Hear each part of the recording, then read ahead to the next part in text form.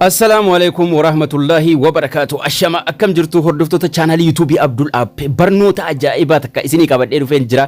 Barnoonni kun furmaata ajaa'ibaa hunda keessaniif ta'a. Bilbila meemoriin isaa full ta'ee isin rakkise sababa malee osoo suuraan hedduun keessan jiraatin viidiyoo hedduu ofirraa hin qabaatin meemorii full jedhee isin rakkise taanaan furmaanni isaa kunootiin isiniin jedha. Obboleeyyan channelii kanaaf haaraa taatan subscribing kun gurraachoftee jirti taanaan subscribe kana tuquu hin dagatinaa isiniin jechuun jaalladha. Akkasuma laayikiin sakandii xiqqoo isinitti fudhata waan ta'eef laayikii kana tuquudhaan eegalaa isiniin jecha furmaanni itti nuu qabattee dhufte kun maali jechuun keessan ni mala. Furmaata ajaa'ibaa takka isinii qabadhee dhufe akkaataa bilbila sababa malee meemorii full jedhee isin rakkise tokkoffaa seetingii irra seenuudhaan argachuu dandeessu. Yoo seetingii hin taanes immoo akkasuma my file bakki jedhu gubbaarra ni jira. My file jedhee bilbila hunda keessaniirra ni jira. My file kana asirra argattu. Yoo my file kana asii dhabdan searchiidhaan argachuu dandeessu. Sana isinitti agarsiisa. Yoo argattan garuu asumarra seenuudhaan analyze storage ka jedhu kun jalarra jira. Analyze kanarra seenne maaltu bakka bilbilaa qaba, maaltu bilbila keessaa full godha isa jedhu jalqaba isinitti agarsiisuun barbaada. Analyze storage ka jedhu kanarra seenuudhumaan salphaatti yeroo gara fuula duraa deemnu ni arganna. Garuu my file kana bakka sanarraa ni dhabdan taanaan my file isii jettu appii sana jechuudha.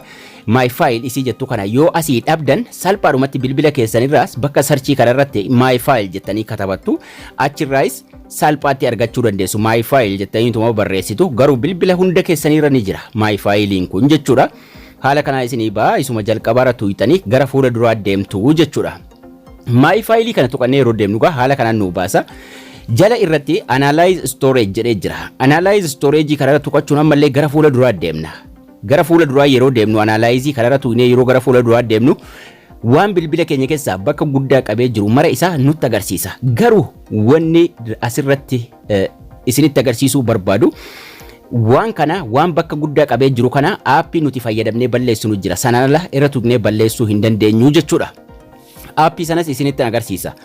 Bakka kan inni qabee taa'u footoo, viidiyoo fi audio adda addaa osoo hin taane jechuudha. Footoon bakka meeqa akka qabee jiru nutti agarsiisa. Viidiyoon akkasuma sagaleen bakka akkamii akka qabee jiru, dookumentiin, instaaleeshiniin appiin adda addaa waan maraa nutti agarsiisa. Warreen gubbaa jira mara jira tokkoon jira irra tuquu ni dandeenya. Garuu Azar ka jedhu tokko jira ka bakka guddaa qabee taa'u yeroo mara bilbila nama hundaara jechuudha. Azarii kana balleessinaa jechuudha. Azar isiin jettu kun amma bilbila kana irratti GB 25 baadhatee jira. Kana jechuun qixxee storage sana baadhatee jira. Garuu wanni achi keessa jiru irra caalaan isaa waan faayidaa hin qabne, waan nun fayyadne, waan nuti ijaan hin argine jechuudha. Kanaafuu waan azarii keessa jiru balleessina. Image yoo barbaanne balleessuu barbaannaan asuma tuqnee keessaa balleessuu ni dandeenya. Garuu isa azarii keessa jiru analyze storage irra seenne isa azarii keessatti nu dhufu sana isa bakka guddaa qabee jiru sana asirratti balleessuu hin dandeenyu. Yoo irra tuqnes irra nuun tuqamu jechuudha. Azar kan jedhu kun bakka guddaa baadhatee jira. Siistamiin kana appilikeeshiniiti. Garuu Azar inni jedhu amma GB 25 ol baadhatee tahaa jechuudha. Bilbila hunda keessanirraa kan bakka guddaa qabatee taa'u Azar isa jedhu kana. Kanaafuu yeroodhaan Azar isa jedhu kana yeroo keessaa qulqulleessine bilbilli keenya guutummaan guutuutti dhibbaaf dhibbatti firii nuuf tahaa jechuudha. Kanaafuu azarii kana haala kamiin balleessina irra tuquu hin dandeenyu, irra tuqnee asirraan balleessuu hin dandeenyu waan ta'eef appii nuti fayyadamne azarii kana balleessinu jira. Jalqaba azarii meeqa akka qabdan salphaadhumatti ilaaltu. Sanaan booda gara Play Store deemna. Play Store irra deemuudhaan Play Store irraa appii takka gadi buufanna. Erga Play Store irra seentanii booda bakka searchii kanarra tuquudhumaan salphaatti barreeffama storage gubbaa irratti jechuudha. Bakka searchii irratti barreeffama kana irratti barreeffattu. Storage space jettanii irratti barreessuudhaan searchii godhattu. Storage space jechuudhaan Play Store keessanirraa argattu appii kana gadi buufattu jechuudha. Mallattoo suuraa diiskii qaba. Appii kana gadi buufanna. Appiin kun kana fakkaata. Irra tuquudhumaan appii kana salphaatti gadi buufannaa jechuudha. Appii kana qofatu waan sana nu balleessuu danda'a waan ta'eef maaliif bilbilli sun bakka guddaa qabatee jira waan ta'eef storage bakki jedhu sun waan guddaa qabatee jira waan ta'eef appii kana gadi buufannaa jechuudha. Appii kana gadi buufachuudhaan amma installation godhaa jira, gadi buusaa jira. Appii kana irraa haala kamiin balleessina isa jedhu wajjin ilaalla. Gannaa buusee jira. Open ka jedhu tuquudhumaan gara fuula duraa deemna. Yoo feenes gidduu tuquudhaan baanee appii jara tuqnee appii san banannaa jechuudha. Openii tuqeen irra seena. Open tuqnee yeroo deemnu haala kanaan nu baasa. Permissionii eeyyama kennuu qabna.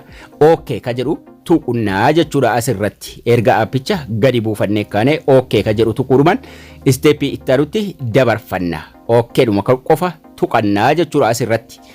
Erga tuqannee booda haala kanaan nu baasa. Jala sana analyze ka jedhu tokko jira. Home analyze jira. Home taanee gidduurra jira. Analyze isii jettura tuqna. Ammallee eeyyama kennuu qabna waan ta'eef okay tuquudhaan gara fuula duraa adeemna. Okay tuqnee gara fuula duraa adeemuudhaan settingii keessa nu geessa.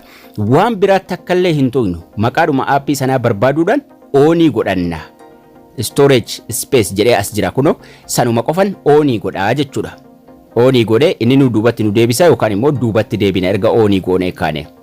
Sanaan booda gaa home analyze jedhee nu jira. Amma eeyyama kennee xumurree jirra. Analyze isa jedhu isa gidduu jiru irra tuqanna. Analyze isii jettu isii gidduu irra tuqanna ammallee erga eeyyama kenninee deebine. Sanaan booda maal nu godha? Calculate nu godha. Waan bakka guddaa qabee jiru guutuu isaa calculate nu godhee lafa nuuf kaa'a. Suuraan meeqa akka baadhatee jiru, viidiyoon meeqa akka baadhatee jiru, sagaleen meeqa akka baadhatee jiru, akkasuma aazarsiin kan nuti balleessuu barbaannu sun meeqa akka inni baadhatee jiru sana fidee nutti agarsiisaa jechuudha. Kanaafuu asirratti diileetii goonaa jechuudha.